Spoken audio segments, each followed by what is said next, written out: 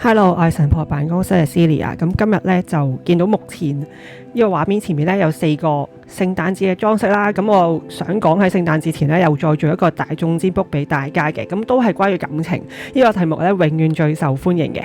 咁今日題目咧都係好簡單嘅，就係咧對方咧其實都有冇中意我啦？係咪我諗太多呢？咁樣咁呢個問題係歷久常新嘅，好多人都想知嘅。通常咧呢個題目最多人睇嘅。好啦，咁另外咧延伸落去啦，咁其實對方咧會唔會對自己有行動啦？咁最後啦，未來3個月咧我哋嘅發展係點樣？咁啊從呢3個方向去同大家分析啦。咁咧面前好簡單啦，又係有4個選擇啦。咁啊再由左至右先。咁啊第一個就係呢隻聖誕帽啦，聖誕手物。跟住就聖誕老人，咁啊，然後係一棵聖誕樹啦，跟住就鹿仔，咁一樣啦。如果你最有感應嘅，咁你又揀嗰組嚟睇啦。咁如果你冇嘅，麻煩你停一停個畫面，深呼吸3次，再揀一個你最有感應。咁因為呢度都係一樣啦，有4個選擇，請你最多揀2個好啦。你冇可能睇晒4個，而係4個都適合你噶嘛，係咪？咁所以就如果你揀好呢，就可以即刻睇我嘅分析啦。咁如果未揀好，慢慢揀。咁希望大家睇到我嘅占卜咧，可以幫到大家咧療愈啊，或者係得到答案。好，事不宜遲，馬上解牌。喂，Hello，唔好走住喎。咁我咧想推出一個全新嘅聖誕占卜優惠，但凡睇到呢條片打後，直到26年1月1號，我會推出一個380蚊30分鐘嘅占卜優惠。如果想知道更多詳情咧，你可以 WhatsApp 我問更多嘅資料。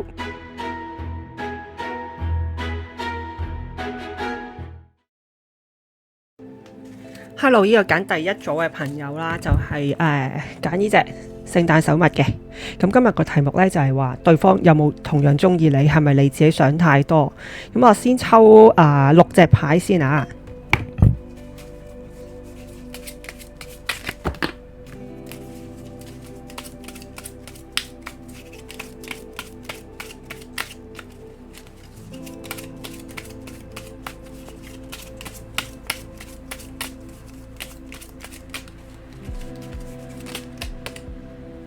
第一隻力量牌，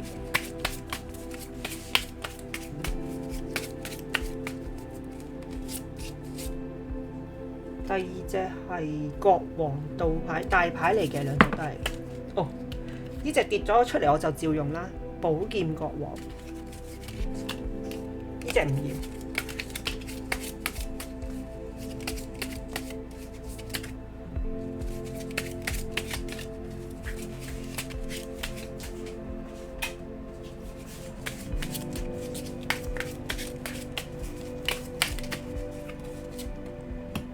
跟住係錢幣騎士，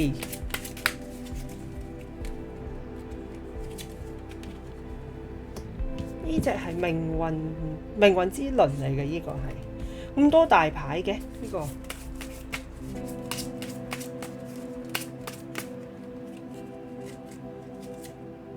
跟住係寶劍4。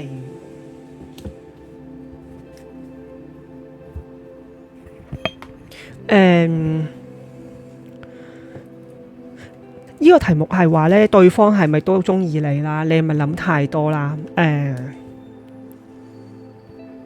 我覺得呢個人呢，即係你第一組對你哋諗嘅對象呢，佢，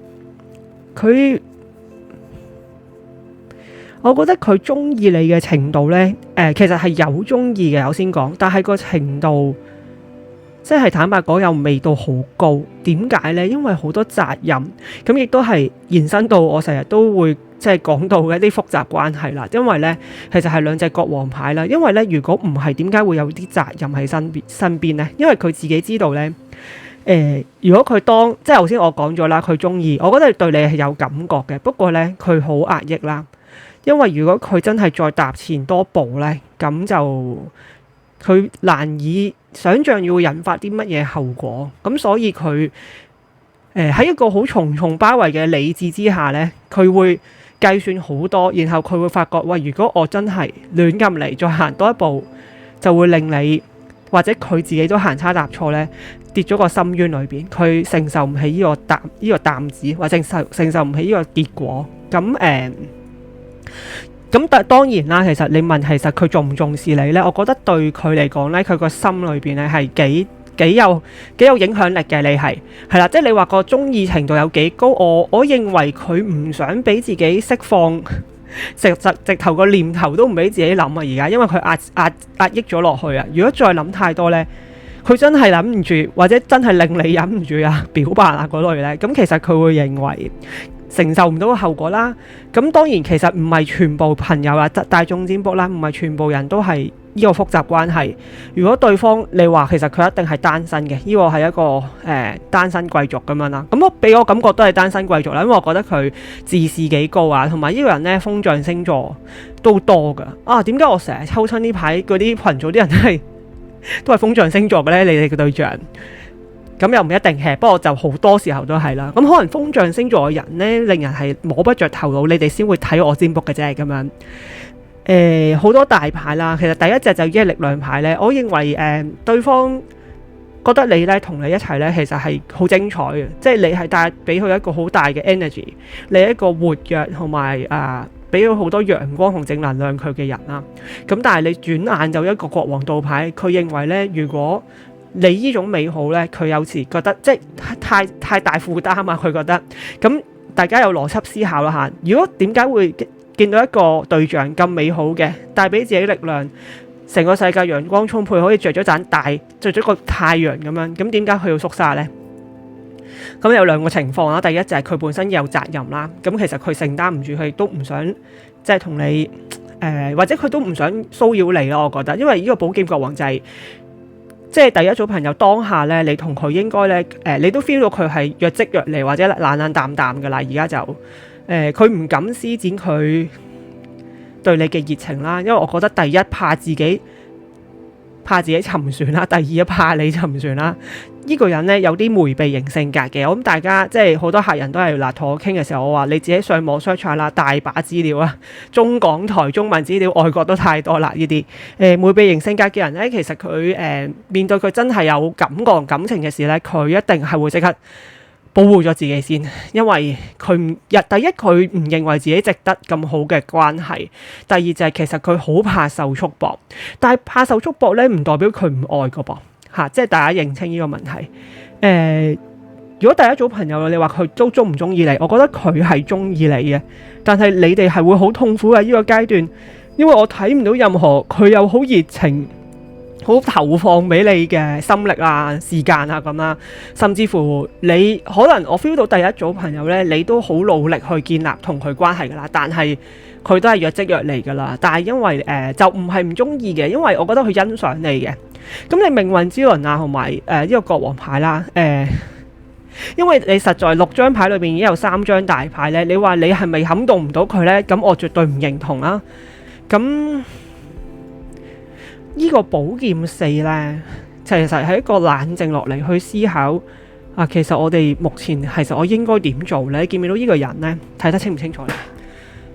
佢跪喺度啦，睇下即係你見到呢啲好似梵谷啲畫風咁樣嘅設計啦。咁但係其實佢要諗清楚，其實係咪自己一個會更好？咁所以我話呢一組第一組朋友又未必全部都複雜關係，但係一定係有當中有啦嚇。咁如果你話對方都係同你曖昧緊嘅，咁就算曖昧緊都仲慘啦，我覺得，因為對方都係冷冷淡淡嘅，得你一個努力嘅咋，係啦，即係咁但係你覺得努力呢，而家係咪就等於有結果呢？咁一陣間再提啦嚇，因為再抽牌。不過目前呢，我覺得呢，就算佢真係有心思想同你發展呢，佢都係好慢嘅，因為呢個就係錢幣騎士。咁錢幣騎士應該係最慢嘅啦。咁聖杯啦，跟住就咁同埋呢度暫時6張牌啫嚇，都未有好多聖杯牌啦。咁再抽一抽個未來會唔會有行動啊？第一組朋友，你哋嘅對象，佢哋會唔會有啲行動出現嘅？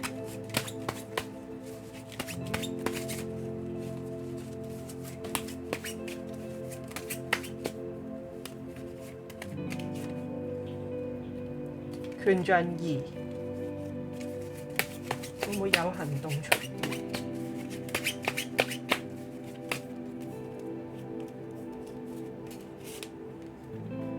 聖杯8道牌。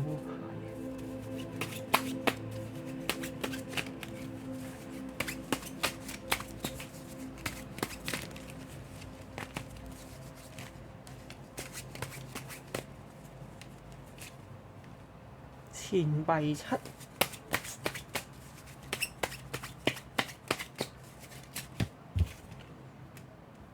哦，呢、個權杖國王 ，OK。寶劍二。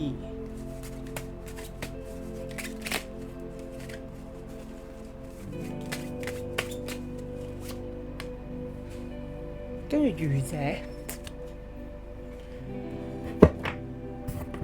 好啦，第一組朋友，你哋心目中嘅呢個對象呢，死忍硬忍嘅喎。嗱，即係好可惜嘅係我覺得對方一定對你有感覺嘅，但係嗰種感覺你係一定係感受唔到嘅，完全，因為太壓抑啦呢個人。佢唔會嗱，即係咁講先，其實有權杖牌嘅，但係有冇流動可以即係前進嘅呢？我又覺得睇唔到。佢會觀察2號兩隻出現啦。2號仔呢，2號仔塔羅牌裏邊呢，其實有啲選擇啦，或者佢係猶豫啦。所以嗱，當然呢個係權杖二，但係即係都係有可能啦，即係佢係有待觀察啦，我都要講。但係佢係一個深思熟慮得好緊要嘅人。頭先我講咗咧，對象即係對方未必即係嗱，我話對方係風象星座嘅，佢未必真係風象，你明唔明？即係佢而家同你之間嘅關係展現嘅能量係好風象。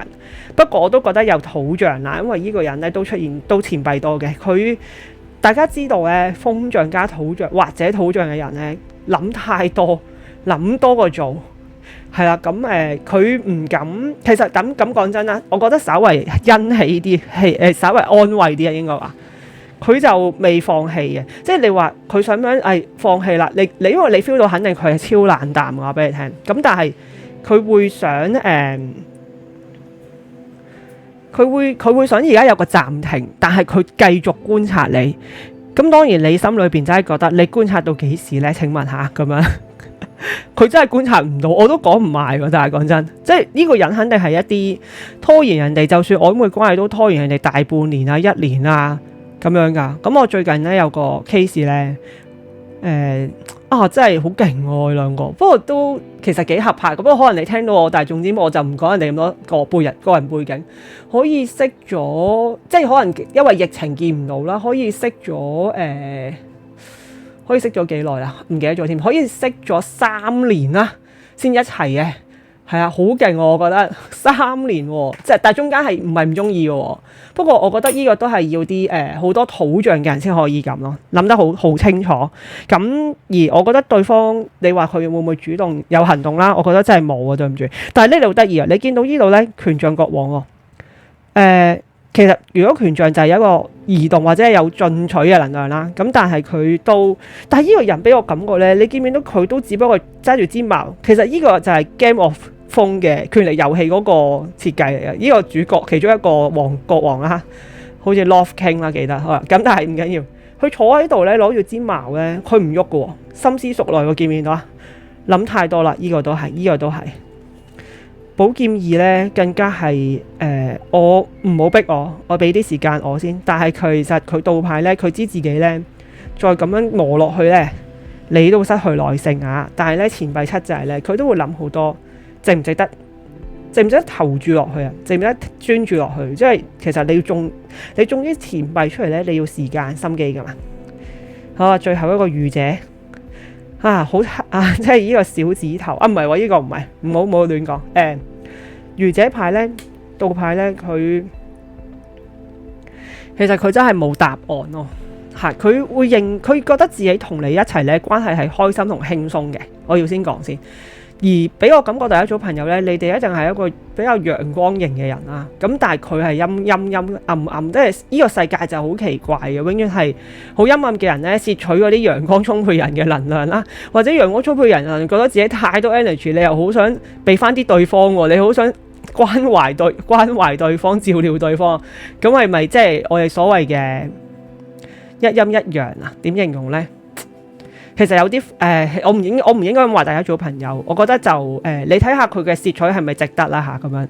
好啊，即係其實講咁大堆嘢咧，我就覺得佢嘅行動力係欠奉嘅。好，跟住有3個月內發展。咁跟住我會抽多啲字卡嘅，等等啊。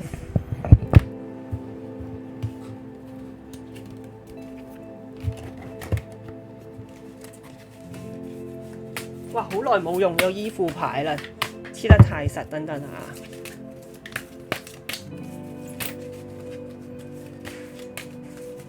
咁 so far 到而家咧，第一組朋友咧，我覺得真係都係有啲唔開心嘅，因為我認為對方係中意你，你冇 get 錯，不過就唔會好顯現咯。咁所以你係感受唔到嘅，唉，係咯，好可惜啊！即係對方性格好難改變，我覺得都。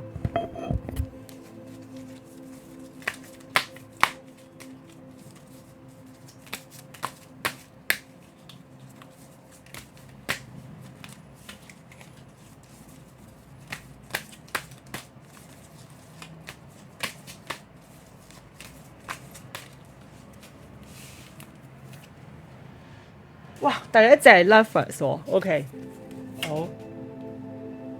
咁啊，呢個係錢幣一喎，OK， 好。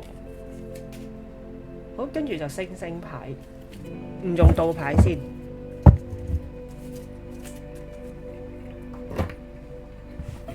哇！呢個峰迴路轉喎，嗱，呢個人呢，忍得好耐噶嘛，我諗你都知道佢咧即係忍耐能力超強呢個對象。咁你有大牌啦，兩隻都喺現時，我覺得咧佢思前想後啊！呢個人咧需要好大嘅觀察，好耐嘅觀察。所以我唔知你可以留言俾我聽，究竟第一組朋友你同佢磨咗幾耐？呢個人肯定係大半年或以上，可能甚至係1-2年嘅，因為佢太謹慎啦。咁之後即係之後出現嘅牌咧，我又覺得好得意嘅，係一隻女王都冇㗎。佢呢個人咧，永遠其實慣咗自己一個生活啦。咁如果你話佢係有責任，即係佢係本身有另一半咧，佢亦都係一個慣咗咧獨來獨往同埋好自我。我覺得佢諗嘅通常係自己先嘅。佢就算有另一半咧，佢都唔係太去顧慮或者關懷另一半噶啦。但係我隱隱約約咧覺得呢個人咧底裏係感性嘅，其實係因為佢認為。大家知唔知風象星座咧？佢點解會咁害怕展現情緒？因為呢件事係危險噶嘛。咁佢就係一個好害怕展現情緒，就係自己好唔熟悉嘅嘢。即係人咧，對於自己唔熟悉嘅嘢咧，就會恐懼噶嘛。開頭嘅時候，即係例如如果你係水象星座人嘅，咁你本身個人好情感豐富，但係叫你面對一啲冷冰冰嘅嘢，你會覺得好唔慣，因為你睇唔慣呢啲咁樣嘅情緒同個性嘅。咁樣調翻轉講，但係咧而家未來3個月咧，哇，有戀人牌有星星牌嗱，呢隻頭先倒牌啦，但係個能量唔影響。我覺得佢諗得好清楚之後，佢會嚟揾你，佢會同你講：死啦！我會俾太大 offer 大家，但係我睇到就咁講啦。我希望真係你哋夢想成真啦，希望你哋可以領取宇宙帶俾你祝福啦咁樣。咁仲有錢幣一咧，就係一個落實嘅答案喎。哇！3隻都咁正面嘅，呢個人忍咗好耐啊！即係我希望你哋守得雲開啊嚇。咁第3組朋友真係〜第一組朋友 sorry 咁快講到第3。好，我再抽2組字卡俾大家吓。哇，我真係意外喎！我頭先已經好低沉噶啦，其實因為睇到佢即係一個石頭或者一紮風咧，你睇唔到佢想點咁樣嘅。好。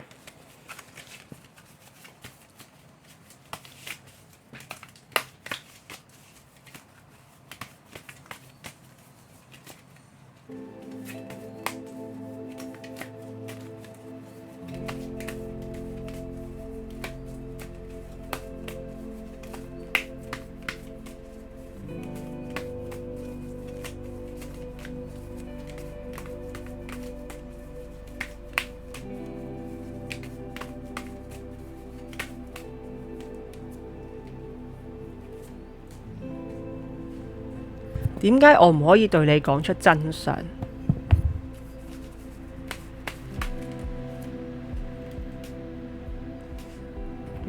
你對我太好啦，我唔值得你對我咁好㗎咁樣。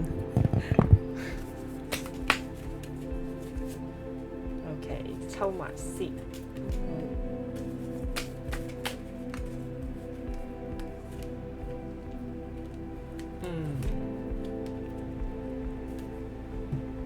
呢個人呢，呢6張卡已經顯示到呢，滿滿嘅迴避型人格嘅，滿滿迴避型人格嘅個性。好，咁啊，其實呢2隻牌都係講緊，我唔值得你對我咁好嘅，我唔值得你對我咁好。大家自己上網係 Google 下，即係迴避型係咩？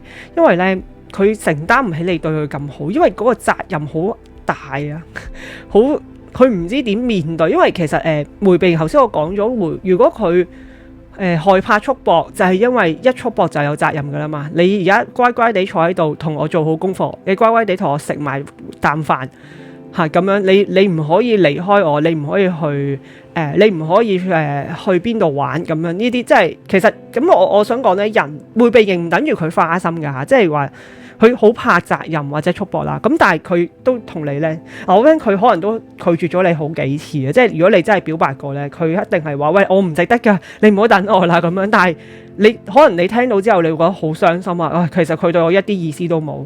但係我覺得呢個人係一直都係只係對自己冇信心，佢唔係對你冇信心咯。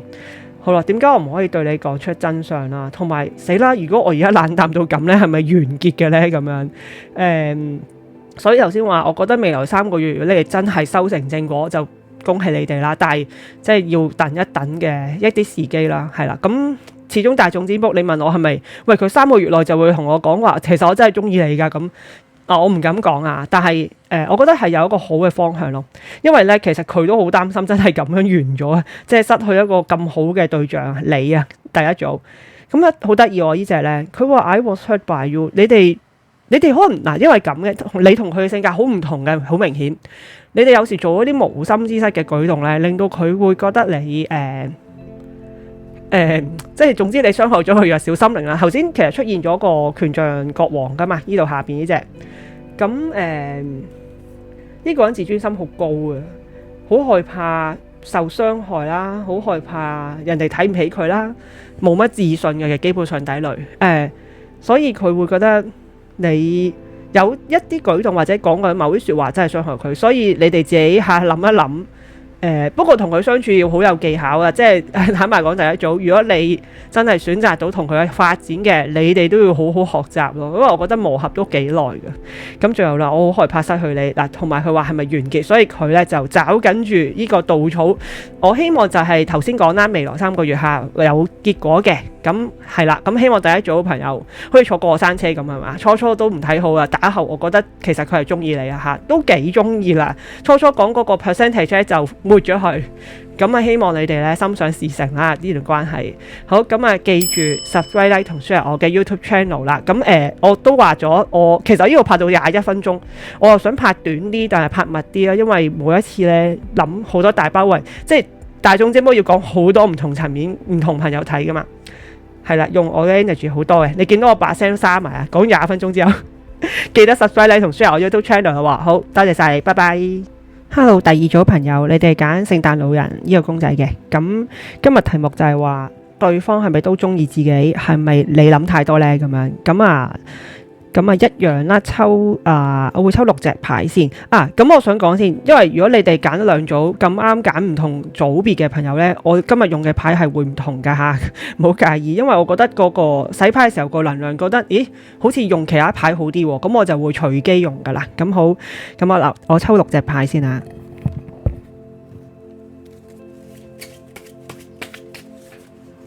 第二組朋友，你哋嘅對象係咪都中意你哋呢？哇！第一隻出咗嚟，錢幣1，對方係咪都中意第二組朋友？我呢個唔計啊。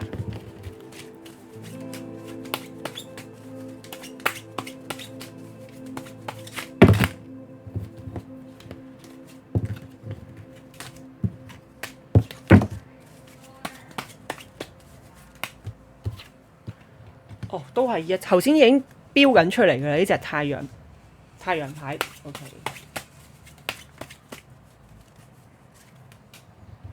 錢幣使者，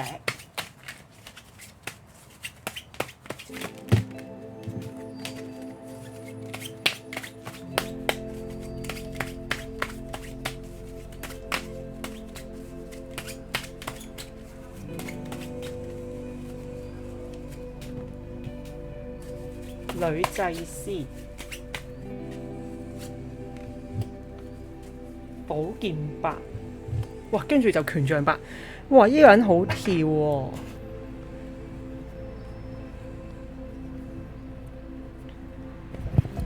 好啦，咁啊，同第一組有啲唔同嘅，但係我都係覺得呢個人呢，就有時熱情，有時冷淡嘅，係啦，忽冷忽熱嘅。等先啊，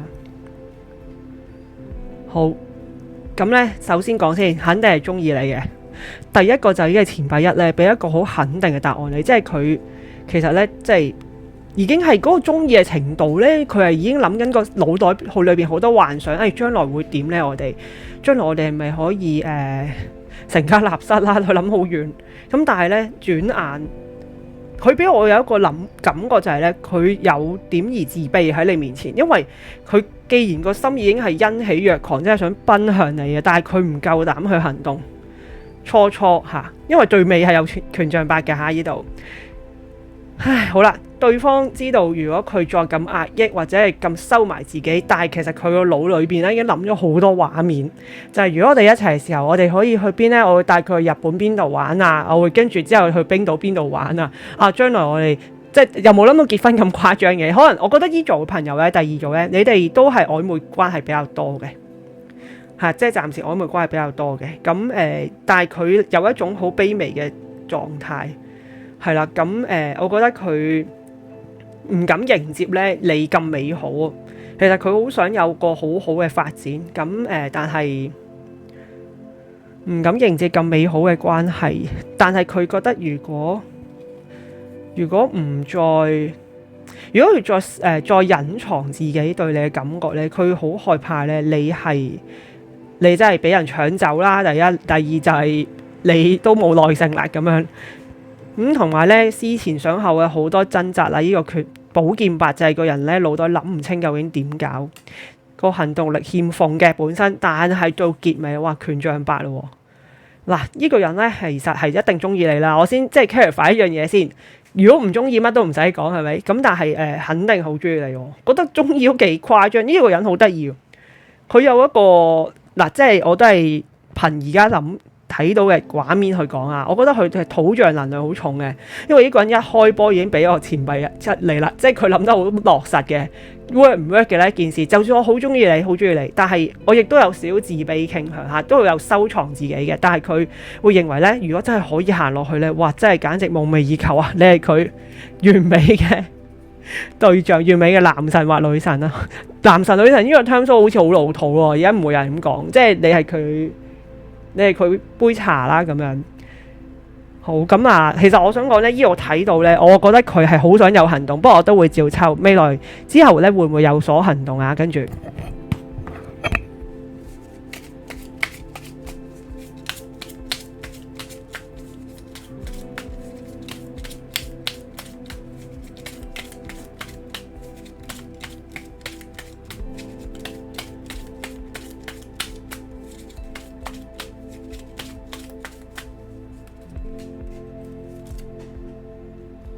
哇！第一隻寶權杖五，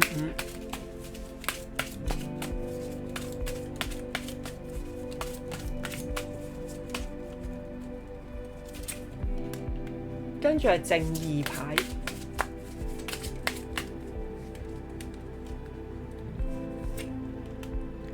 跟住又一樣係錢幣使者喎。呢個人呢，年紀係咪細過你哋㗎？因為佢喺你面前呢，唔係好做到嗰種好有自信嘅感覺喎。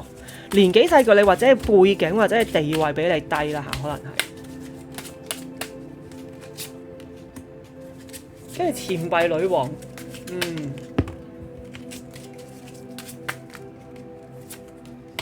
錢幣二，諗咁多錢幣嘅嘢嘅。O.K. 都丟人。唉，好啦，嗱，你話有冇行動？呢個人呢，就唔冷漠嘅，同第一組好相反嘅。但係我覺得佢，你隱隱約覺得佢成日咧喺身邊關心你啊，喺度偷偷望住你啊，跟住又觀察你想點啊。呢個人個行動力呢，喺即係雖然我覺得佢好中意你，但係行動力真係欠奉，好多錢幣。呢個人肯定係好多土象能量嘅，諗好多實際層面嘅嘢。咁我有一個攝咗入嚟，即係有一位錢幣女王啦。咁我攝咗入嚟嘅諗法就係呢：點解會有正義再加錢幣女王嘅呢？同埋倒吊人嗱，咁可能呢，第二組朋友係你哋本身有關係啦，一定係，唔係一定，可能你哋有本身有伴侶，即係都係複雜關係，而佢唔敢即係見到你咁美好，好想俾承諾你，但係點解咧？可能你已經有承諾啦，咁樣係有咁嘅能量啦，即係你哋自己對應下，唔係個個都一定係啦。咁又都或者調翻轉係佢有另一半啊，可能係啦。所以點解佢咁中意你，佢都唔可以行前咧，走近你咧？因為我覺得佢咧只有思想咧掙扎好耐，佢亦都唔係好有自信，亦都頭先講部分朋友佢係細過你好多啦，可能或者唔係好多，可能細過你啦年紀，又或者佢地位啦或者背景係比你差，所以我覺得佢自信唔係好夠。咁但係大家要清楚咧，土象嘅人咧其實普遍都對自己冇乜自信嘅本身，佢哋嘅自信點建立翻嚟嘅咧，就係一個世俗上嘅一啲眼光啊、認可啊、成就啊。咁唔係個個都係啦，當然我而家好籠統咁講，即係大家知我係用，即係我係睇占星出身嘅，係咪？咁啊要詳細解釋就唔係呢個講啦，因為今日都係塔羅占卜。我覺得咧到最尾呢個叫倒吊人倒牌，佢只要再撳咗落去咧都唔係辦法，但係我亦都隱隱約約覺得都幾多一半人咧，你哋都係涉及複雜關係啦，因為點解會咁多？即係對方對你咁多愛，但係都好似唔敢行動咧，一係就你有人，一係佢有人啦。咁有啲可惜嘅，但係有一半朋友都係單身嘅，兩個可能即係順利發展，即係可以順利可以自由發展啦。但係如果你哋曖昧中咧，呢個人咧曖昧中嘅話，點解佢亦都冇咁大行動？就係諗太多，我覺得呢個人點解要諗咁遠呢？啲嘢你都未開始，因為係啊。即係如果有聽開我大眾占卜朋友，大家或者睇到我 IG 啊，即係或者 Facebook， 你好似我好成日講自己我係山羊座係咪啊？咁樣摩羯咗台灣朋友叫咁咧。如果土象好重嘅人咧，有一個突破點嘅，即係我細個都會有一個諗好多，哎呀會唔會係咁咧？會唔會咁咧？即係思前想後，但係因為最近我自己經歷咗一啲好大問題啦，所以見到我好少 update 啦。哇！跟住我覺得成個人咧就 2.0 我覺得。即係我覺得我未去到2.0，但係有一個突破位。我希望第二組朋友，你嘅對象都好似，如果佢真係好不幸添，都同我一樣土象星座嘅人呢，有啲好令到人生有啲好大嘅挫折或者困難啦。跟住咧，你會有頓悟嘅，但係跟住個行動力就會一聲飆咗去咁樣。係啦，我希望第二組朋友，你嘅對象都有咁嘅清晰同覺悟。唉，好啦，咁你話係咪有行動？我覺得咧佢都係翳住唔肯講嘅啦，咁樣。好，咁我調翻轉，我要抽啲字卡俾你先啊，跟住。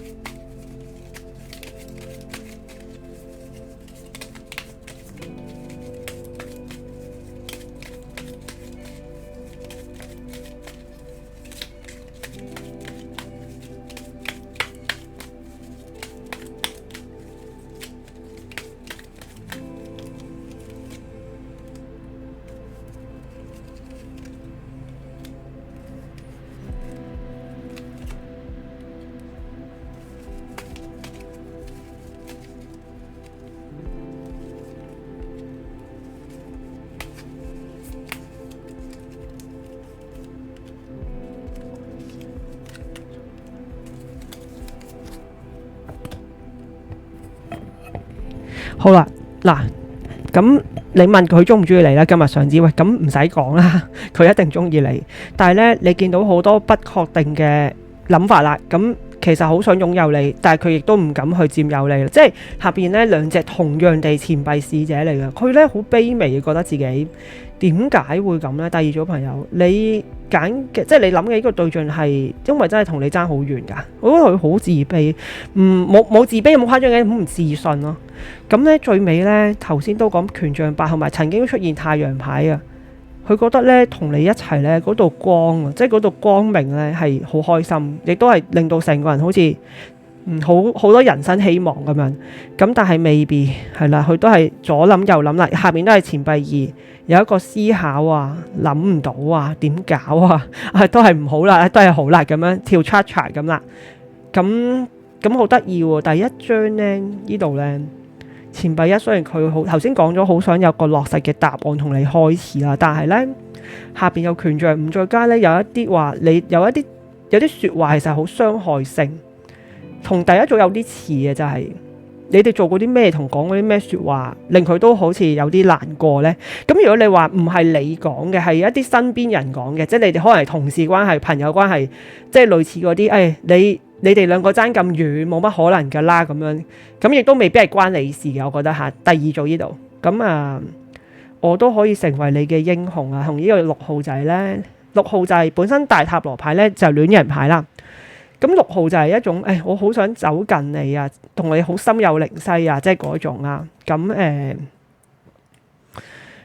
我覺得佢有大男人嘅一面嘅，但係佢又有自卑傾向，咁唔敢喺你面前做一個紅豆豆嘅形象啦，或者佢係女士都好啦。佢即係其實佢本身個人對自己唔係太有信心，但係如果佢走近你，又驚你拒絕咯，我覺得嚇。咁未必都係一個好唔確定啦，諗嚟諗去咁我唔知，即係呢度只係6張牌啊。當然大眾占卜，我就覺得佢未必即係總之佢係好壓抑啊。第二組咁，我覺得第二組朋友又唔係話需要好唔開心，因為佢肯定好中意你啦。我覺得，但係你可能好閉翳就係喂，咁你中意到幾時先出手呢？咁樣係啦。係啦，咁我想抽呢，就係未來3個月有冇行動？好，未來3個月有冇行動？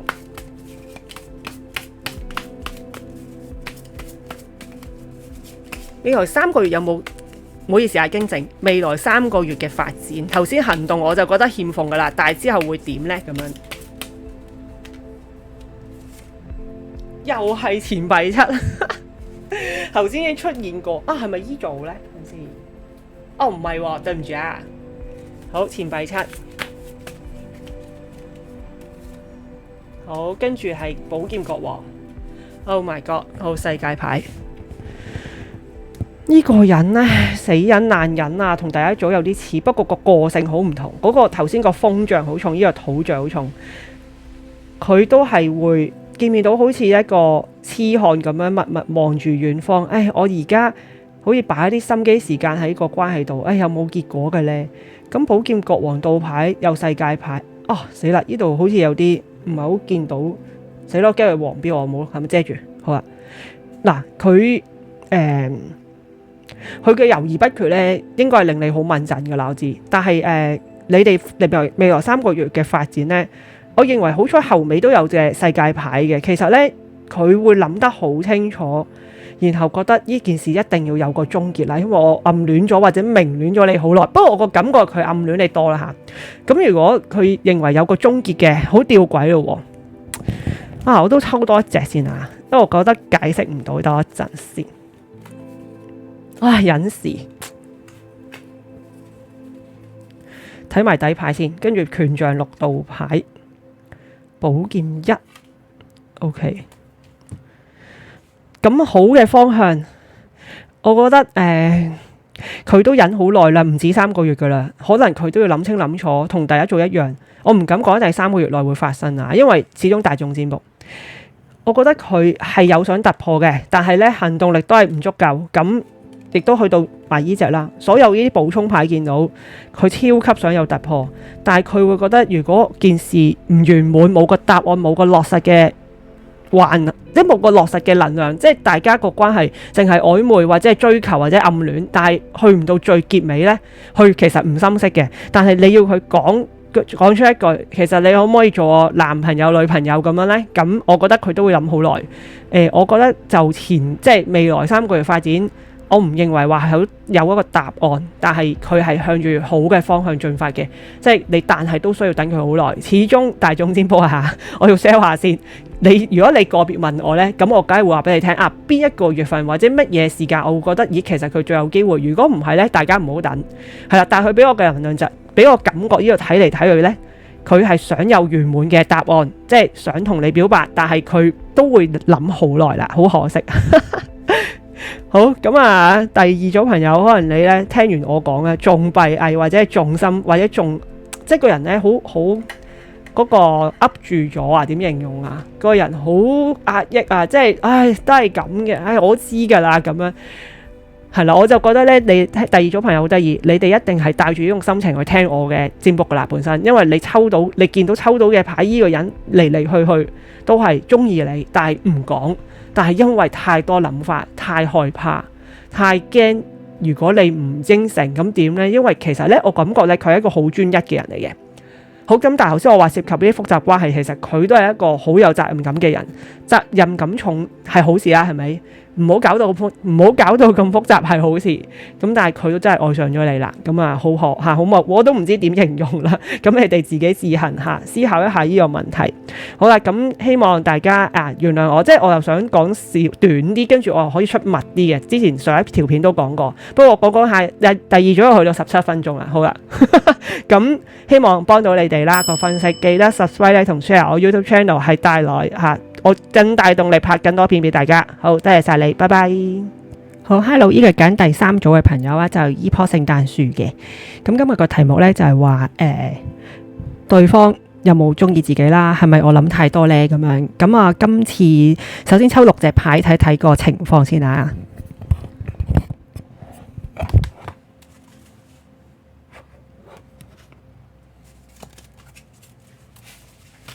第3組朋友，你哋心目中嘅對象，其實都有冇中意你呢？哇！呢個太大張，細多少少。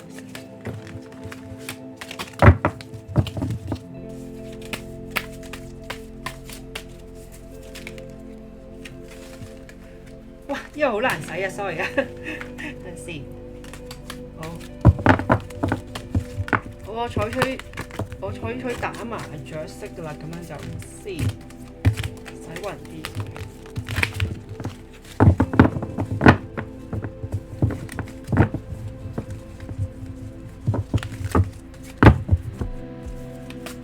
好，呢個係寶劍女王，寶劍女王係。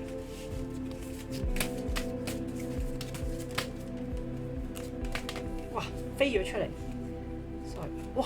跟住錢幣女王，咁多女王牌嘅，嗱有啲徵兆，一陣間再講啊。2隻女王 ，OK。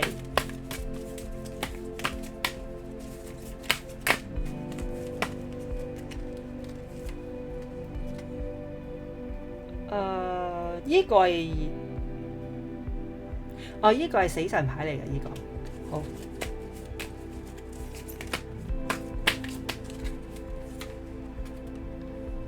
跟住就錢幣1啦，呢個係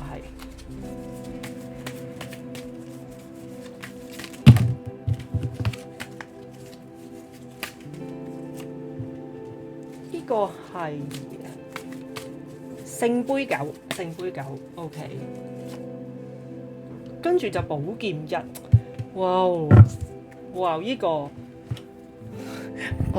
精彩咧，好衰添咁樣形容。咁嘅，首先呢，嗱，因為睇我大眾占卜嘅朋友呢，唔限男仔女仔啦。咁但係呢度呢，第頭2個已經係2隻女王牌啦。咁我先講先，複雜關係嘅朋友呢，即係依個你哋抽第3組，即係揀第3組嘅朋友呢，複雜關係嘅情況都真係幾多啊，我覺得。咁亦都好多開創嘅能量，即係呢個1號錢幣1號寶劍，佢。即係 even 咧，我嘅感覺就係乜嘢咧？你應該係知道對方都有人噶啦，身邊或者你自己都知自己係已經有伴啦，可能係你啦嚇。咁但係而家咧開頭呢個2隻女王但係我覺得即係講真唔使講，因為今日嘅題目我哋問翻埋題目先，佢一定係中意你，但係佢唔止中意你一個。因為如果唔係，點解會咁多人物咧？2隻女王啊，一開波已經咁，但係咧，你哋咧分合啊，所以咧揀得第3組朋友咧，你哋係有一定經歷噶啦，你哋一定唔係初相識，所以幾少曖昧關係嘅，有曖昧關係，不過唔多佔嘅比例。咁頭先我講啦，佢中唔中意你？中意，但係就唔止一個，咁可能你都好清楚啦。咁但係你哋離離合合就係因為有隻死神牌啦，呢度可能你哋都係已經分手斷聯咗一段時間，而家都正在分手斷聯嘅，但係亦都係咧有一個好得意喎，分咗手之後咁點咧？又開始一次，即係咧個感覺就係你哋關係不停來回循環又嚟，循環又嚟，循環又嚟，係啦，應該係咁樣糾纏咗好耐啦。咁因為我唔知邊個係你啦，因為有一個聖杯女王，有個錢幣女王。咁通常我哋咧錢幣女王就係佢嘅正印啦。咁 even 如果你係男士咧，咁如果你係男士，咁其實對方點形容咧？係啦，就算你係男士，如果對方我哋唔好理男女先啊，呢件事。咁嗰個正印咧就係呢個位啦，你就係聖杯咯喎。咁聖杯女王嘅話咧，你對於佢嚟講係一個咧好溫柔體貼嘅存在，同埋你包容力好強，所以點解咧佢兩者都想兼得啦，兩個都想要，但係因為咧可能亦都係一山不能藏二虎，呢個認唔認覺得啱咧？即係總之好擠迫嘅世界裏邊咧，應該就有啲嘢即係大家都頂唔順嘅，咁所以咧出現咗一個死神牌。不過我都講啦，因為你又出現好多一號仔啦，即係錢幣一嗱，錢幣一咧同錢幣女王呢度咧，應該就係真係有一啲係屬於有小朋友嘅家庭啦，或者係咯，佢哋係法定妻子或丈夫啦，呢啲咁嘅情況有呢啲情況。咁但係即係我覺得咁嘅，其實對方就係即係一個想齊人之福嘅。你可以話佢好貪心或者佢好花心咁樣，咁但係可能亦都可能係你都包容緊佢噶嘛，咁你容許佢咁嘅，咁佢梗係想齊人之福啦。然後聖杯女王下邊係錢幣一，錢幣女王下邊呢度係聖杯九。你問嗱，呢個咧今日唔係三角關係嗰啲比較，但係咧我覺得咧一睇就見到，我覺得兩邊佢都幾即係嗰個比重係一樣啊。可能你聽到就覺得着晒火啊，即係你好自私啊，你好貪心啊咁樣啦。咁但係真係因為咧亦都有可能頭先我講啦，分手斷聯嘅朋友都有，或者你哋仲係一齊緊嘅，係啦。咁但係你又心思思入嚟想問下，其實佢中唔中意自己咧？係咪我諗多咗咧？咁樣咁但係我覺得呢個首先就係絕對係中意你啦。咁不過咧，而家最尾咧有隻寶劍一咧，其實係想突破呢件事啊，我覺得如果你哋係現正分手或者斷聯嘅，我覺得呢個人咧係會翻嚟揾你，但係佢係帶住唔想改變原況，即係唔想改變原本狀況嘅情況揾你啦。咁你如果接受嘅就其實佢會一直相安無事嘅。不過你如果覺得都唔想再繼續咁樣糾纏啦，咁我覺得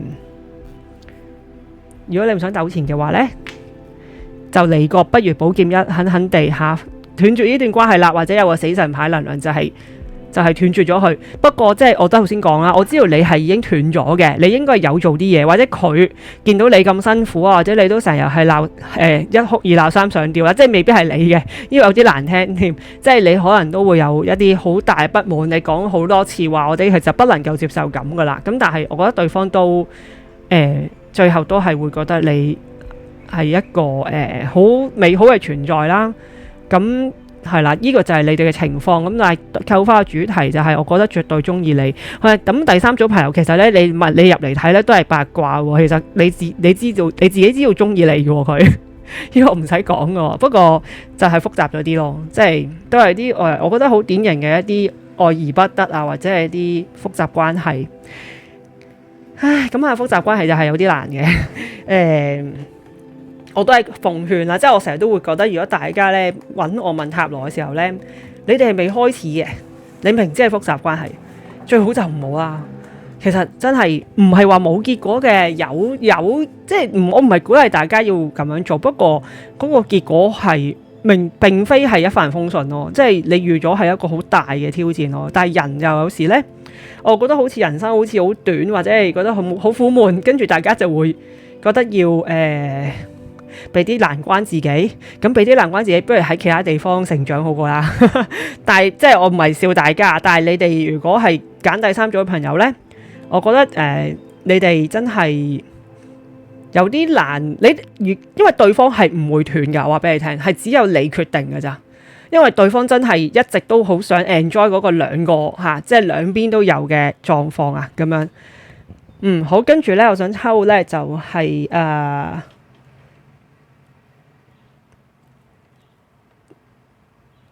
啦，未來會唔會有行動啊？跟住等等先，有6隻牌嘅。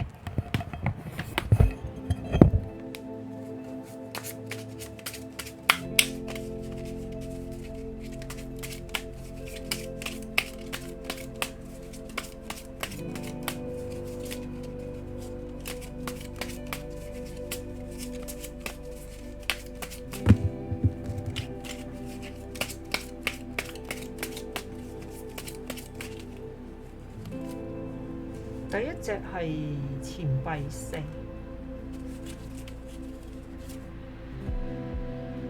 錢幣國王，下邊係錢幣女王，呢個係錢幣國王。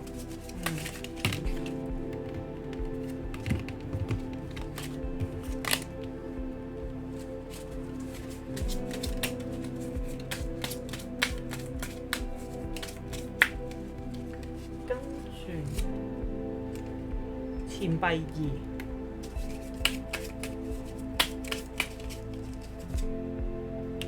戀人牌出得戀人牌呢，大家即係成日可能覺得好開心啦。但係咧好多三角關係咧都係出現戀人牌，即係當然睇前後嗰個排列啦嚇。但係呢度就好肯定係超級多複雜關係嘅朋友組別啦。呢個我都講大包圍先。如果係曖昧嘅朋友呢，即係你話你哋係未開始啊，跟住又而家曖昧，睇下對方中唔中意自己呢？我覺得佢中意，但係呢，呢個人都係有多心嘅能量，就係可能佢都唔止一個選擇，佢都覺得你好好嘅，係啦。不過佢就未揀定啦，我覺得佢咁啊，你自己考慮下，你接唔接受呢個比較多心嘅對象？寶劍2。又係哇！即係你明唔明啊？勁多人物啦，呢度又錢幣女王，跟住又錢幣國王。嗱，行動呢，有啲尷尬，因為呢個組別我覺得真係實在係唔係嗰啲估下對方中唔中意自己啦。你哋問嘅應該係其實呢樣關係點走落去啦？好似唔係好扣到個主題。不過呢，中意就唔使講噶啦，有情人牌、戀人牌。我覺得呢，對方其實心底裏呢，就係其實好想俾個肯定嘅答案你嘅，但係因為真係礙於身份問題啦。咁當然頭先我都講咗，可能係你自己都有另一半嚇，佢都會認為有啲難以同你去嗰個叫名正言順開始。但係呢，有一對啦，咁我要講先，因為始終係錢幣。佢本身嗰個關係佢唔會放棄，但係你叫佢而家點揀？2號仔、2號仔、4號倒牌，佢唔想喐嘅，唔想改變，就係得過且過，即係佢一無賴，明唔明啊？無賴，即係如果你哋本身未分手，但係成日鬧交，成日因為一啲拗撬，嗰個拗撬多數都係嗰啲你斷唔斷，你斷唔斷，唔斷就唔好同我一齊，類似諸如此類嘅問題啦。咁佢就會無賴咯，佢話我會噶啦，其實你哋俾啲時間我啦，不停咁樣延遲啦，我相信，咁但係佢唔會想改變住啦，咁佢想保持原狀得嚟呢。咁你問佢愛唔愛你呢？咁我覺得一定愛嘅，但係呢，因為我哋戀人牌除咗真係感情嗰種叫戀愛之外呢，仲有即係兩者選擇啊！你而家呢度呢，個問未來行動出現咗3個選擇，一個戀人，跟住權杖、寶劍2，跟住錢幣2倒牌，佢而家揀唔到啊，係啦，揀唔到，咁好可惜喎。我唔覺得佢有咩好大嘅行動，佢就係唔想變，保持原狀咁樣啦。好，咁我想俾啲字卡大家，跟住。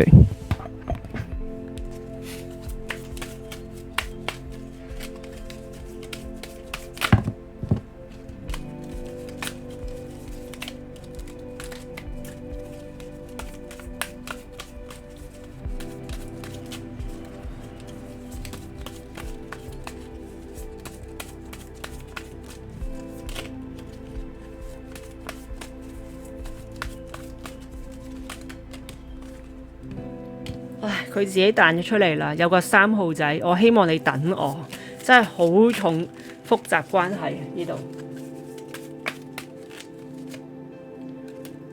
嗱，我都講啦，你係深深吸引緊佢嘅，所以咧呢個又係6號嚟㗎。其實1加5即係6，即係戀人牌啦。咁其實佢係被你好，即係佢好沉溺於你啊。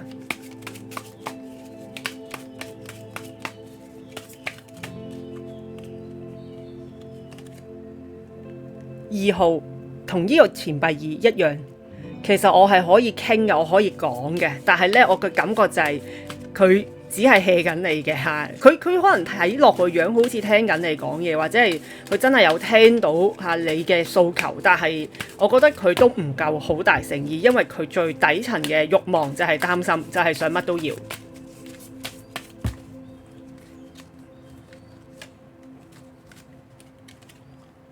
你有冇掛住我？所以下邊個戀人牌同埋1號，呢個都係1號錢幣。唉，好。好，但係咧，當同你講到即係同你商量嗰啲正經事啦，可能你都會逼迫佢啊。喂，其實你幾時搞掂㗎？你幾時揀好啊？你揀到幾時啊？呢啲咧，咁我諗佢都真係想逃避咯。呢個人咧好多2號啊，真係逃避傾向㗎啦，佢都唔想做選擇㗎。我又唔想喺度成日黑化天秤座，不過我覺得天秤嘅感覺我都有啊嚇，即係可能對方係天秤嗰啲，係咯，係唔想做抉擇啊嘛。我唔係想黑化天秤啊，天秤座你好好啊，如果做朋友嘅時候。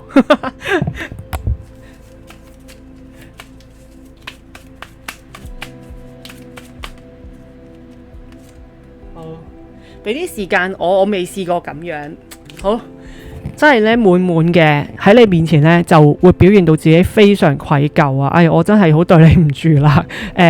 我其實都唔想㗎咁，但係我都認為佢唔係真係扮嘢嘅，佢有真心咁諗。但係咧，當佢呢種愧疚嘅同時咧，佢做唔到抉擇，又亦都拖延咗你時間啦嚇。我覺得，但係咧，你講到如果今日主題佢中唔中意你，你係深深吸引緊佢。如果唔係你咁有魅力咧，我相信呢個人咧都。我相信呢個人咧係啲外貌協會嚟嘅，我唔知點解下個感覺咁啊，所以揀得第3組朋友，你嘅樣子應該都係唔差嘅嚇，你嘅外表或者你係佢杯茶啦，其實你嘅模樣咁，但係咧佢而家都真係一個得過且過同埋無賴。不過你問你係咪吸引得佢好緊要？係嘅，我覺得佢直頭係有啲迷戀你，但係呢個人咧迷戀得嚟咧都真係覺得可能原本擁有嘅嘢都唔想放手，因為嗰個放手係會危險噶嘛。係啦，就係咁啦。好，跟住最後睇下最後啦，呢個未來3個月發展會點啊？抽3隻先。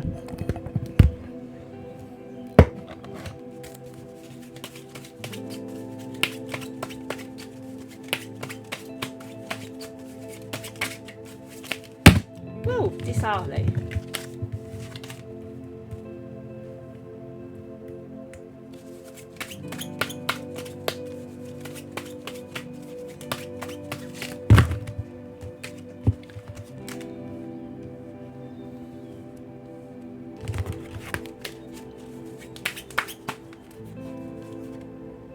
哇！聖杯1，唉，聖杯3。全聖杯喎，唉，點解唉聲嘆氣呢？其實就因為呢，我覺得呢，嗱，如果3號朋友，因為我唔可以代表你諗法啦。咁如果你都認為複雜關係就複雜關係啦，因為始終你唔係好離開到佢啊。因為始終我覺得呢個人呢幾識氹女，即係唔可以話氹女仔或者氹男仔啦。即係總之唔好理對方男定女，佢都幾識氹對象。即係佢把口好叻嘅，因為佢一定係會好識得揾啲位咧扮晒嘢，跟住走盞，即係話我唔會應承到佢你好多 promise 嘅，不過我都真係好愛你啊！即係我諗佢成日會講呢啲説話。未來3個月發展，聖杯1、聖杯3、聖杯國王，佢情深款款嚟揾你，佢會同你講我真係好愛你，我真係唔可以冇咗你，我求你俾多次機會我啦。如果而家斷聯分手嘅朋友，佢一定會翻嚟揾你。係啦，但係咧中間咧呢個3個聖杯真係亦都係好多啟示。逢親有呢個，一係佢就當你係朋友，咁絕對唔係朋友啦。你見到呢牌。第二就係佢覺得，但係我都想維持翻原本要有嘅嘢，就係可能我哋3個得唔得呢？咁當然唔排除有4角關係啦，即係可能你哋係4個人 involve 啦。咁但係 anyway 啦，即係我唔知你聽到開心定唔開心，但係佢係會翻嚟揾你，或者你哋 keep 住落去咧，都其實幾 sweet 嘅。如果我哋撇除任何道德咁講下，即係其實幾 sweet 嘅，我覺得。咁呢個可能係你想聽到嘅結果。咁我覺得如果沒有受嗰啲複雜關係影響，而你選擇繼續一齊相安無事嘅，其實我認為佢對你幾好嘅。只要你唔俾壓力要佢2揀1，係啦，咁就其實佢不錯嘅。係呢一句可能有人鬧爆我啊，但係呢個我亦都成日聽好多呢啲故事啦，唔好介意。咁我覺得即係每一個人自己人生咧都係有唔同選擇嘅，我哋冇得去 judge 人哋點解你要選擇去即係進入呢咁複雜關係呢。咁人人都唔同啦嚇，人人自己處境都唔同，係啦，咁啊冇 judgment 啦咁樣。好，咁啊喂，希望即係我呢個分析呢，我唔知係對你好定唔好。咁啊希望3號選擇嘅朋友係幫到你嚇更加了解你而家想知嘅問題。咁記得 subscribe、like 同 share 我 YouTube channel 啦。咁啊我上一條片都講咗，我可能會講短啲，冇咁深入，但係會拍多啲，因為始終有量，大家會聽多啲嘅，係咪？但係如果深入呢，咁我都會 set 下自己啦。要深入呢，真係個人占卜最準確嘅。咁當然好多朋友揾我個人占卜嘅時候就話：咦，你啲大眾占卜嗰陣時，我已經好認啦，即係個人咧好中晒咁樣。係啦，咁啊多謝大家支持啦。咁如果你真係覺得睇片已經幫到你嘅，咁你不妨睇晒我之前拍嘅所有片，全部都係無時限嘅。好，多謝晒大家，拜拜。Hello， 呢個係第4組嘅朋友啦。咁第4組朋友呢，今日個題目就係其實佢係咪都喜歡你呢？有冇諗太多？咁啊，跟住我就抽6隻牌先啊。哇，sorry，係噴牌啊。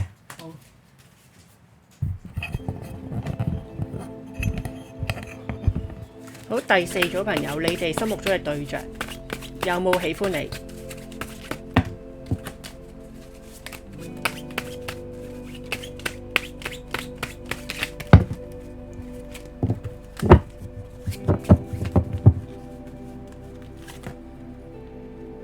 第一隻寶劍4，跟住就權杖1，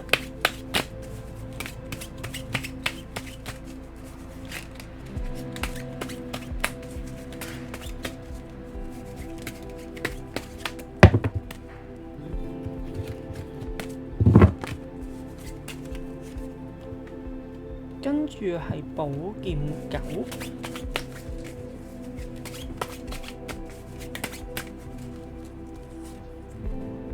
哇，高塔牌，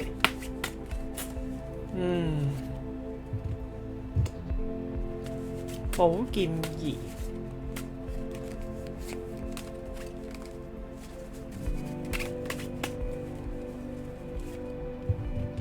咁就寶劍8，好多劍喎呢個人。風象星座，我要先講先，又一樣喎，同第一組有啲似喎。咁如果第4組朋友呢，不過講埋落去先，你哋都未必要睇翻第一組嘅。但係呢，好 focus 喺第4組嗱，我覺得呢就咁嘅，對方有冇喜歡你？有，但係嗰種喜歡呢太轟烈咯。你哋發生咩事啊？因為呢，對於喜歡你呢件事呢，佢猶豫不決啊，佢諗唔掂啊。因為咧，如果有前進嘅能量咧，呢隻權杖1咧已經係開始咗啦，即係點咧？佢會已經係直腸直肚同你講，其實我中意你啊，成日揾你啊，主動去約你啊咁啦。咁但係咧，佢唔敢喎。好啦，咁啊劍冇啊，佢唔係唔中意你，但係咧，你哋經歷咗啲乜嘢事情咧？嗱，因為我而家我都係講啦，我覺得就未係到嗰啲咧好多複雜關係嘅，就係但係你哋經歷咗啲咩好深刻嘅問題？即係嗱，因為咧感情關係嘅發展咧，阻礙不外乎嗰幾樣嘢啦。第一就係大家各有即係各有人選啦，已經即係身邊有人啦。咁第二就係因為現實環境唔許可啦，可能大家個經濟壓力好大啦，或者個事業衝刺緊啊，或者係有好多生活嘅一啲林林深深嘅嘢要照顧啦，或者屋企人嘅問題啦，即係諸如此類啦，工作啦壓力，即係壓力啦，事業啊，金錢啦咁樣。咁我諗都有機會嘅，即係可能屋企人反對嘅，但係好少啦，即係可能比較少啦。咁但係因為你哋面前咧有好大個阻礙，咁我暫時淨係睇到呢6隻，我唔敢講係咪你哋身邊已經有責任啦。咁但係但係因為對佢嚟講咧，如果向你行前一步咧，係好危險啊！諗嚟諗去諗唔通，但係中意係有中意嘅，因為呢，嗱講真，咁如果冇喜歡嘅就唔使諗咁多啦，唔喜歡嘅唔使點呢？唔使寶劍9寶劍8，係啦，因為佢做唔到選擇，亦都只係呢而家停擺咗嘅，即係呢個鐘呢，如果滴答呢，佢淨係唔想喐嚇，乜都唔好喐住，因為冇辦法啊，暫時第四種朋友呢，你哋經歷啲乜嘢事呢？即係而家就咁呢度睇呢，我會覺得好多困難啊！你哋嘅困難係乜嘢啊？我抽多隻牌先啦，因為特別啲，等等啊。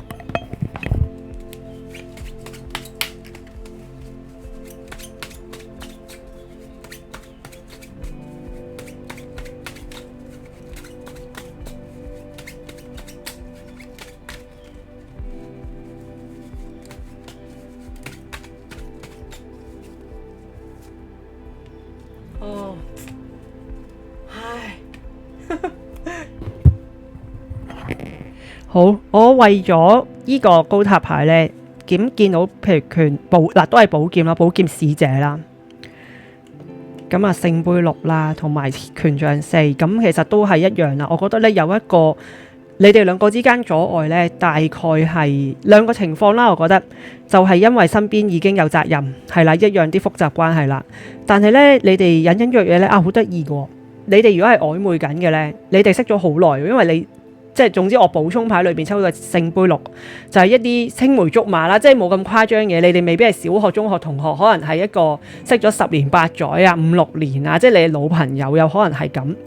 咁同埋，因為權杖4真係一個穩定嘅關係，即係話你哋遇到嘅可能係嗰種，即係我而家想像一啲情節啦，即係好似拍戲咁，個情節可能係你哋已經識咗好耐，其實本身咧暗戀大家嘅，互相暗戀噶啦，但係咧就一直點樣咧陰差陽錯，可能係你單身嘅時候對方唔單身，佢單身嘅時候你又有人咯，咁拖延到而家其實都冇乜辦法話可以發展到咯。如果唔係，點解會有個咁大張呢個大塔羅嘅高塔呢？即係嗰個時機唔啱啊！你哋永遠即係陰陽交錯，即係唔係死佢啫，即係你哋係一個成日都會撞唔啱一個緣分呢，大家各自都可以適合發展。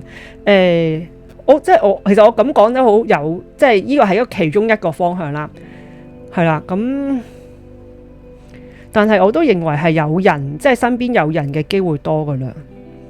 咁如果你話你肯定大家都係即係一個1對1嘅關係，你哋係單身嘅，兩位都咁，我覺得呢，對方呢一路呢暗戀你好耐，其實呢一隻，但係佢呢就個樣呢就會擺出一副臭臉啊，即係呢，佢因為自尊心好強要面嘅，如果佢會覺得就算識咗咁耐，無啦啦同人哋示愛啦或者表白，哇咁人哋當我朋友啫喎，咁咪好醜怪，咁點算啊？做唔翻朋友喎，即係我諗大部分人都會係當由朋友開展嘅關係呢，你即係好多人都會咁嘅，你會好驚，其實好地地咪做朋友咪夠咯，因為你仲可以同佢相處啊嘛，係咪？但係你當表白咗呢，嗰個性質有少少變質啦，咁跟住就好害怕，連朋友都做唔到，係啦，咁佢面對嘅壓力山大呢，咁亦都有可能係因為唔知點面對，即係假設佢同你去表達咗真實嘅感情啦，跟住你哋兩位係完全翻唔到去啊，即係做唔翻朋友，亦都有可能。但係真係好多劍去補，佢個腦袋呢已經塞住咗好耐啊！但係佢好得意嘅呢個人，因為其實極度理智同冷靜嘅，用邏輯思考㗎。你問佢有冇團火呢？有嘅，不過呢真係唔係夠，因為個腦呢困住咗嗰嚿 overthink 得好緊要，佢個行動力係完全唔夠嘅呢個人，咁即係佢唔係衝動型啦，佢係一個理智同埋謹慎型啦，咁所以即係你問扣翻個主題，其實佢中唔中意你，咁唔使質疑嘅，係啦，我覺得佢就暗戀咗你好耐添啊，係啊，咁另外係啦，已經暗戀你好耐啦，係啊，咁其實你第4組朋友你入嚟睇都係想驗證下，其實你應該感受到噶，我估，因為佢對你呢。係隱隱約約好多時候咧，偷偷地望下你啊，又注視下你啊，又睇下你會有咩特別，即係突然間出手幫你啊，可能係咁嘅呢個人。你哋嘅阻礙呢，咁當然我頭先講抽啲3隻都係補充啦。你哋有咩阻礙可唔可以講下呢？第4組喺留言話俾我聽啦，因為呢個人其實係好想念你，即係我喺度掛住你，但係嗰個掛住就係不停咁壓抑落去，唔俾自己繼續諗，因為咁樣呢，佢認為都冇乜意思啊。點解咁害怕呢？點解呢？係咯。好，跟住第二樣第二個呢就係話佢有冇行動啦。好，再抽6隻牌先啦。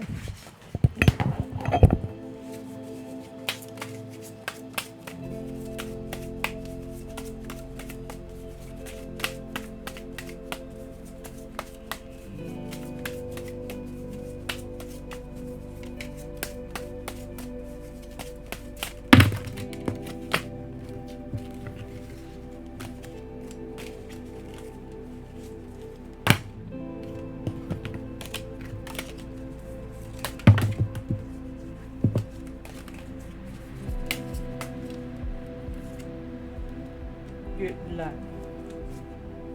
又係寶劍2啦，出現第2次啦，猶豫不決啊！呢個人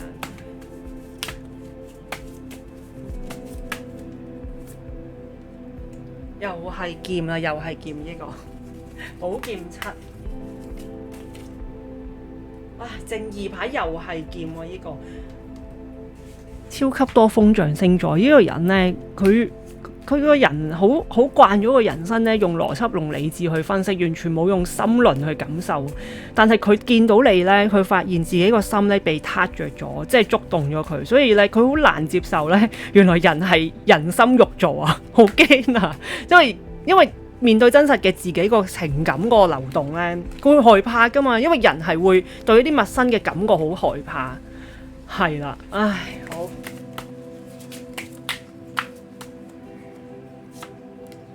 又係劍，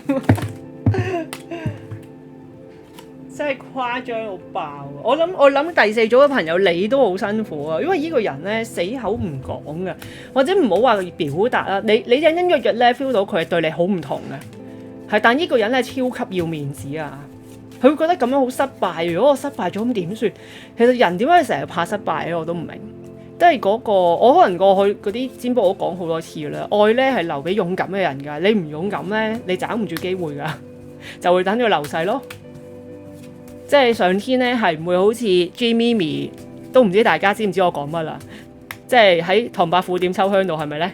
喂，神啊，求你賜我一個精壯嘅男人，係唔會㗎嘛？即係佢賜到個精壯男人咪陳百祥咯，陳百祥咁大家都唔係好想要係嘛？即係唔好嘅嘢咪會送埋嚟咯，但係咧有一啲你值得爭取嘅咧，請你勇敢講出嚟，唔得嘅咪收翻，即係唔得咁又點啫？你起碼試過一下，即係但係可能係我性格使然嚇。好，最後一張，OK，跟住錢幣7啦，錢幣7，好，有冇行動？冇啊，講晒我好容易睇哦。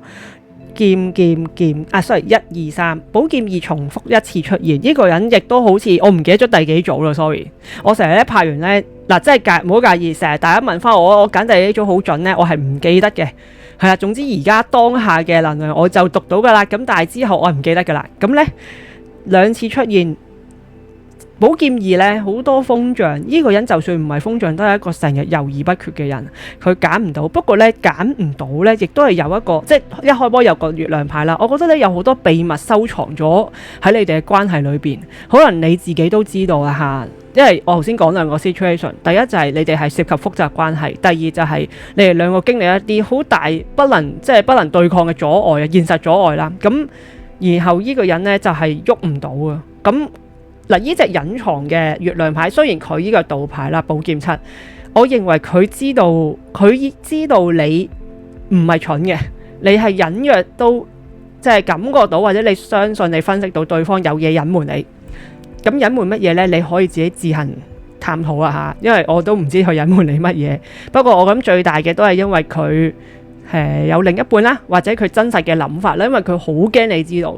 我覺得對方咧暗戀你好耐，因為咁就係咯，寶劍侍者都係倒牌啦。呢度咧正義牌啦，因為2隻係大牌嚟噶嘛，亦都係同呢個權杖4有關聯啦。其實咧，我真係覺得有婚姻關係嘅機會都大嘅，係啦。唔知係咪你一直都唔知道，或者你哋一早識嘅時候已經知大家有婚姻關係嚇，咁你亦都覺得呢個壓力重重，唔係話可以發展到好好啦。咁但係咧最尾啦，錢幣七咧嗱，你問當佢咁多寶劍，咁多一個腦袋嘅困擾，呢個人係咪諗到傻咗，咁啊癲咗，係咪放棄咧咁樣？咁我覺得佢就唔想嘅。呢個人咧隱隱約約有一種咧好僥倖，想像自己如果有一日我哋所有阻礙已經排除晒，咁我哋係咪有可能咯？咁樣係啦，我哋咪有可能咯？咁就係咁係啦，所以咧其實佢都仲係心存一啲希望嘅。不過即係短暫內啊，即係塔羅占卜下，大家明大眾占卜重要。咁我覺得短暫內佢唔會有咩行動，佢會 keep 翻好似原本咁樣同你扮做朋友啦，或者唔係好成日揾你啦。你有時 send 下啲 views 俾佢啊，咁佢都係已讀不回嘅。我覺得呢個人係極度經常已讀不回，但係其實佢有睇嘅，但係佢唔知點應你，或者有時總之佢好多情。其實呢個人好情緒化。大家我有冇講過？我應該有講過。如果咧大家認為水象星座好情緒化咧，咁係嘅。但係水象星座呢件事咧就係有事情刺激到佢，佢先會有情緒嘅。即係好地地咧係唔會突然間 emo 啊，記住啊。但係風象唔同嘅喎，佢個腦咧，你見到打風係點㗎？大家香港人係咪即係有打風㗎嘛？你係要變幻莫測㗎，你唔知佢嗰下個腦，佢無啦啦極多聯想，即係佢啲腦神經咧跳嚟跳去，跳到 A 跟住 Z 跟住 Y 跟住 Q 跟住 S， 咁佢咧跳嚟跳去呢種咧，會令到自己個人嘅心唔安定嘅，佢冇辦法定落嚟咧，咁就變得情緒化啦，係啦。但係佢情緒化係唔會俾大家知，去隱藏住，因為即係要面子，同埋咧保持穩定或者保持冷靜啦，呢件事係好重要啊。咁係啦，就係咁啦。咁好啦，呢度你問我有冇行動？沒有。咁我就抽字卡先啊。另外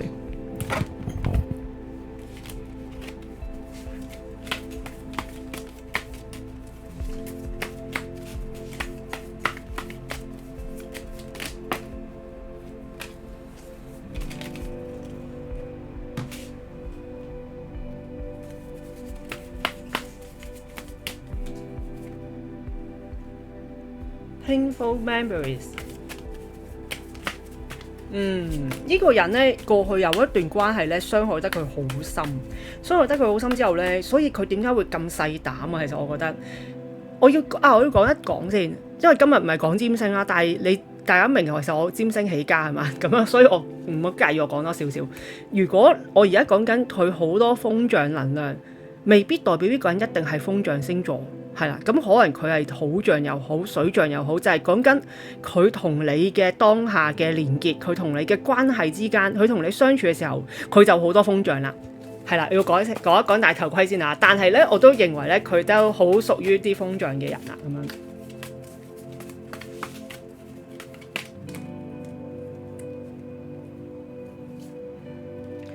冇咗你咧，我覺得我人生係黑暗嘅。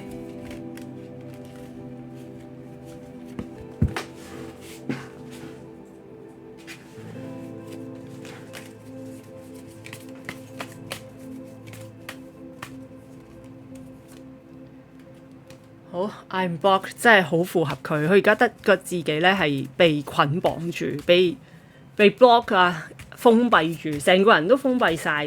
即係佢或者佢自己封閉自己啦，主要係。唉，我又唔想失去你。Oh my god！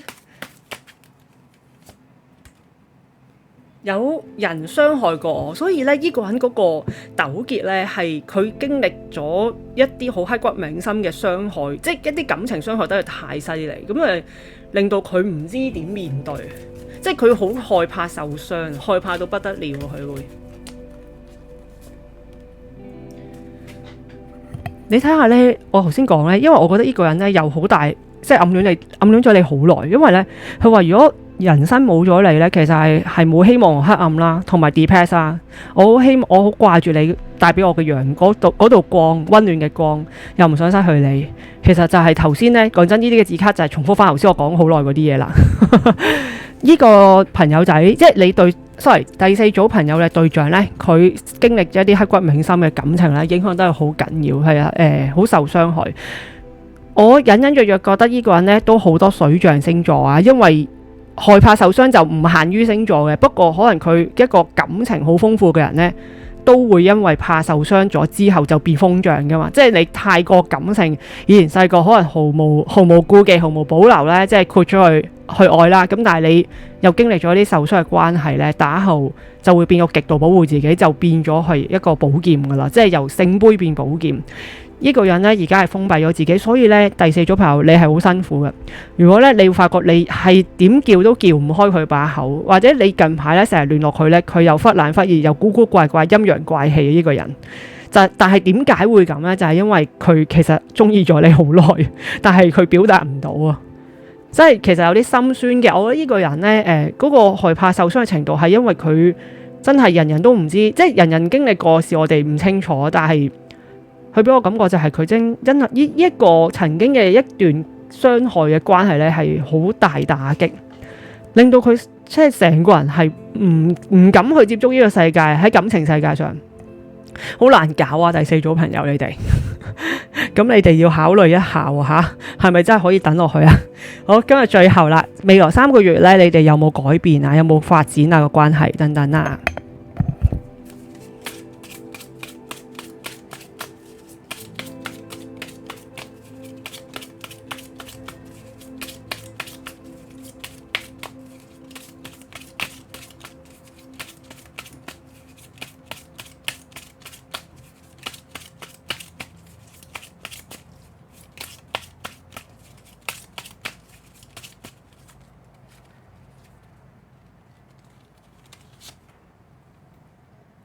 寶劍女王又係月亮牌 ，OK。權杖國王啊，呢個好。咁呢成個過程裏邊呢，第四組朋友佢抽到2隻火象牌，第一就係權杖1。咁啊，其實係倒牌嚟嘅，但係就係其實佢心裏邊有把火咧，係想奔向你，但係佢忍住咗好耐。咁而家呢，你問未來3個月嘅關係發展呢，權杖國王。呢個人呢，其實裏邊係有一把火，但係佢都壓抑咗自己。你見到係倒牌，寶劍女王可能係你嚟嘅，可能係因為你睇緊我呢個占卜嘅朋友，可能你男仔女仔都得啦嚇。咁你呢個寶劍女王呢，你都收咗好多火噶啦，我覺得對佢，因為你都頂唔順咧嗰種咧冷漠嘅對待，因為你覺得如果中意嘅，喂，起碼俾少少反應啊，但係佢冇喎，咁你又有啲氣餒咯，我覺得咁所以未來3個月發展呢，我就唔係覺得好好嘅，因為你見到2隻人物牌都係倒牌，中間呢有月亮都係頭先重複一次啦，就係好多感覺呢未明朗，好多嘢壓抑咗落去，唔清楚唔知道，好朦朧，係定唔係？好似又係唔係？係啦，喺一個有啲禁忌嘅地方，禁忌嘅問題唔可以袒露，唔可以坦誠講。咁亦都頭先講有可能有複雜關係。咁如果你係涉及咗呢個咁複雜關係嘅朋友呢，你哋2個呢係有理說不清。嗰個感覺就係好似似乎係中意又唔中意。不過我諗你哋就算無論乜嘢情況，我覺得都適用嘅就係對方係中意你。我覺得中意得幾深，但係因為真係怕一咩頭先嗰個叫咩呢？一朝被蛇咬，10年怕草繩啊，係啦，即係佢會好驚每一次踏入一個新關係都會受到傷害，因為可能細個即係嗰一段關係真係太痛啦。咁冇乜話好好嘅發展啦。咁我都希望呢今日個分析可以幫到第四組朋友啦，因為我覺得呢個呢都幾痛啊，真係。我唔知點解突然間，因為我而家拍緊嘅時間都下午5點40分啦，我而家見到個鐘，咁天可能開始黑啦。咁但係呢，突然間成個感覺成個氣氛都覺得好沉重啊，係第四組特別沉重啊，係啦。咁如果你聽到我分析希望可以幫你了解多啲對方啦，或者你自己點處理啦，因為我就唔覺得呢個人呢係一個好容易可以行到出嚟光明正大嘅人啦。好，咁始終呢個大眾占卜，咁我都係太多人一齊睇啦，我都係俾一個好 general 嘅意見大家。如果真係想有一個accurate 即係準確嘅占卜，可以問我做一個個人占卜啦。咁好，希望大家繼續 subscribe、like 同 share 我嘅 YouTube channel。好，多謝晒大家，拜拜。